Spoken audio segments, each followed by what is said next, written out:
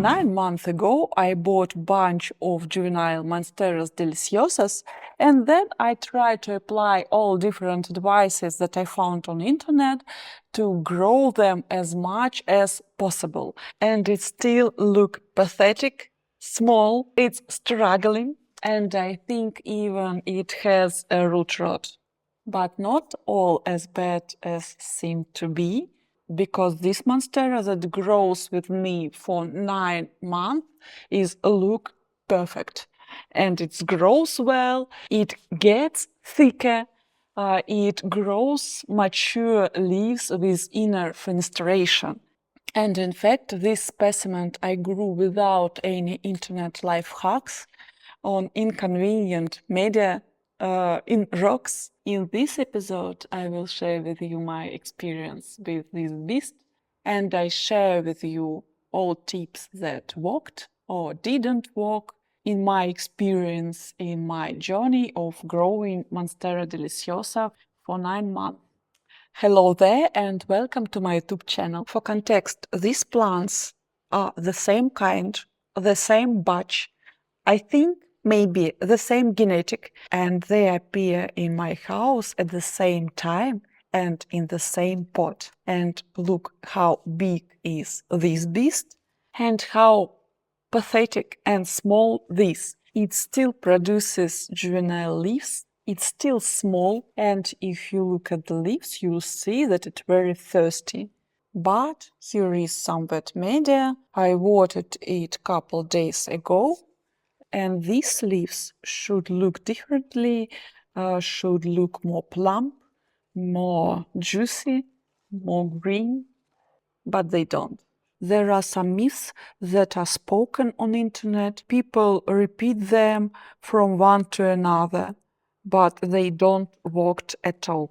And the first myth and the first advice that I followed with these plants and didn't follow with this was to rid of all suckers, rid of all juvenile leaves without fenestrations that requires energy from plant and that don't allow to plant grow well and fast. And with time I understand that this advice is ridiculous, because every green leaf that can photosynthesize produces energy and hormone of growth, and it helps plant to grow quicker and faster. At the beginning, when plant have 1 or 2 little leaves, it grows very slow, and all because of amount of green tissue is very small yet, and energy that can produce the plant to grow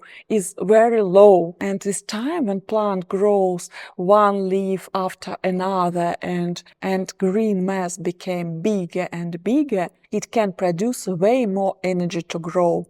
And that's why little plants grow very slow and big, huge plants grow quicker and quicker with every year. All because plants have more materials to photosynthesize, to produce energy, to produce hormones, to produce new tissues with the time, with the increasing amount of leaves, stems, and different kinds of green parts. And when I applied the first advice to rid of the suckers, I literally slowed the growth of mine 3 monsteras that I have in my bunch. The second advice that I found on internet was about growing media for aroids.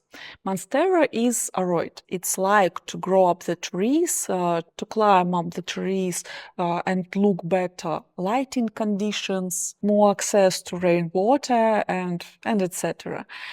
And that type of growing media that I used to these monsteras at the beginning was the same type of media that I used for my bonsais, my succulents, my crassulas that I grow on my balcony. I didn't know if it's suitable or not for my indoor plants, but my succulents love it very much. And so at the first days when these monsteras came into my house, I reported them into a big pot with deliciosa pond in it, without any outer irrigation system, without any cords that delivers water to the plant from the bottom part of the pot.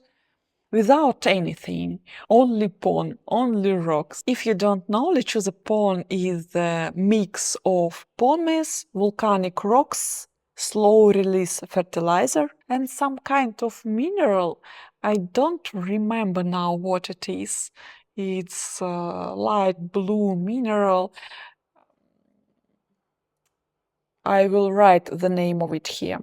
So it's literally rocks, almost without water retention. So when I found that there is special kind of aroid mix for monsteras, for philodendrons, I decided to report some of my little monsteras to this aroid mix. It was at the same time when I chopped some leaves from some of my monsteras. I decided to report 3 of 4 my monsteras as the proper aroid mix. I thought that my plants will be very happy in it.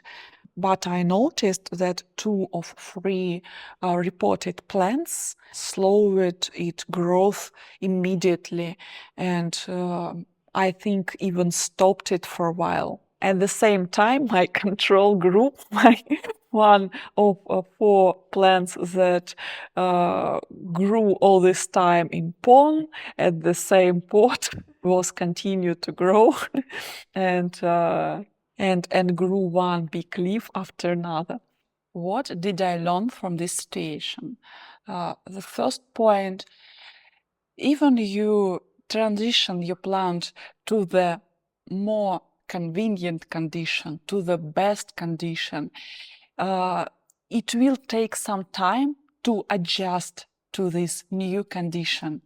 And while the plant will be adjusting, it will slow its growth. Now I try to report my plants only if I see that plant really need it. Not only because I knew some new features, some new tip, and I decide to try it. If I want my plant to grow as much quicker as possible. All this time I grew my plants near the windows. If you see, they are here now, and there was enough light to grow them. At some point, I had another internet advice that if plant received more light, it will be grow more faster.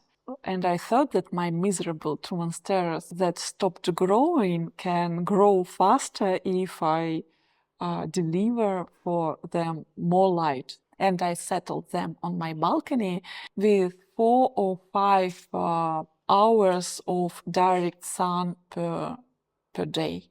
At the beginning, I gave them some time to adjust to more bright sun, and I moved them into my balcony for an hour or couple hours a day. But even with this time, they struggled a lot because received too much light. If you see, there is bleached leaves, and this is damage from the light. But this situation taught me to recognize when the plant can't handle a big amount of light. Before leaves started to bleach, plants do very strange thing. They turn all its leaves this way, so the light can't walk through the leaf, and a leaf will not photosynthesize. And that's happened with this monstera on the balcony. All leaves turned to a very strange position. And so I decided to move it inside again. What did I learn from this situation? Not in every case, the more light you can deliver to your plant, the happier plant you can get. Every plant has its own diapason of preferred conditions in which it will be grow well. Even though I saw a lot of Monsteras deliciosas outside here in Spain with a great amount of direct sun that can handle this specimen, my Monstera lived all its childhood in some kind of greenhouse, in nursery. Then it lived a couple of weeks, maybe couple of months, almost without light in shop, in the plant shop. Then I delivered it into my house, and it lived some time near my windows. All its life, it lived in conditions with not such great amount of light in it, and for sure without a great amount of direct sun. Maybe deliciosas from plant shops can't even handle the direct sun. Maybe only wild ones can grow in the direct sunlight. Maybe. I don't know. Another advice that I followed, and it's not wrong advice. Sometimes you should check the soil if you see that plant is struggling. And my plant was struggling with all that devices. Rid of the suckers, change soil for more appropriate one for roids, report plant, give it more light, and etc. and etc. and etc. At one point, I decided to check the roots because I saw that my Monstera don't want to grow. All this time, I did nothing with this specimen. I moved it a couple of times from one window to another, but I didn't report it. I didn't change the soil. It's on terracotta pot, live in rocks, almost without water retention. But all this time, I did nothing with this plant. And in the first couple of months, difference between this one and other struggling monsteras was almost nothing.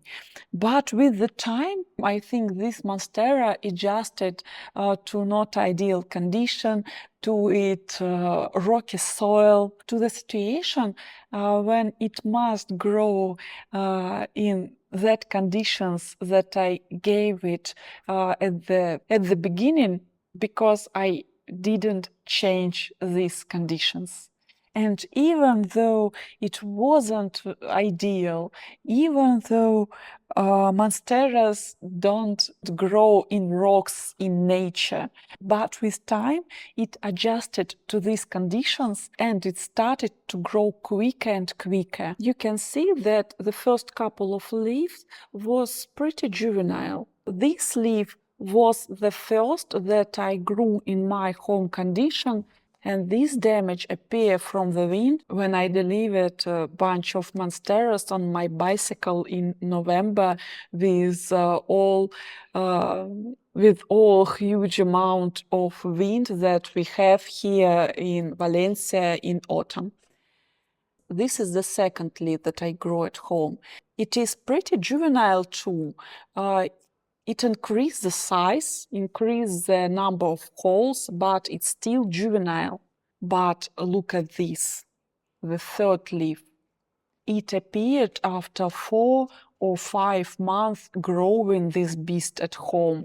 And it appeared in the time, I think, when this Monstera started to adjust to its not ideal conditions. And then another big, another, and the latest one, this one, pretty, big, huge, with the first inner fenestration. There was not too much amount of roots after I chopped some roots with rod. And that's why I decided to put 2 plants into 1 pot. And in fact, after that, they gave me 2 new leaves. It was 2 or 3 weeks ago, I think.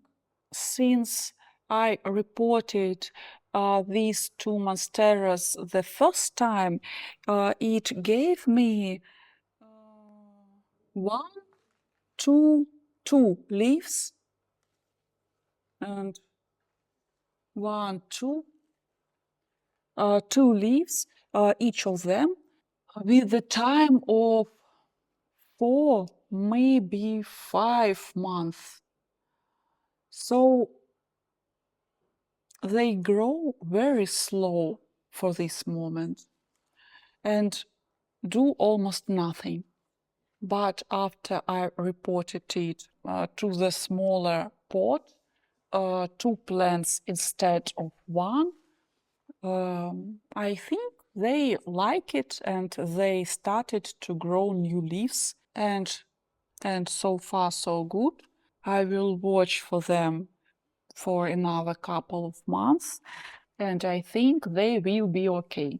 In fact, to grow monsteras in slightly root-bound situation is a good advice, I think, because my big monstera still lives in this not too great, not too big pot, and it's root-bound for sure, because there is some roots from the bottom of the pot. There is no place, no space for roots that came as aerial roots, and you see there is the mess here in the surface of the soil.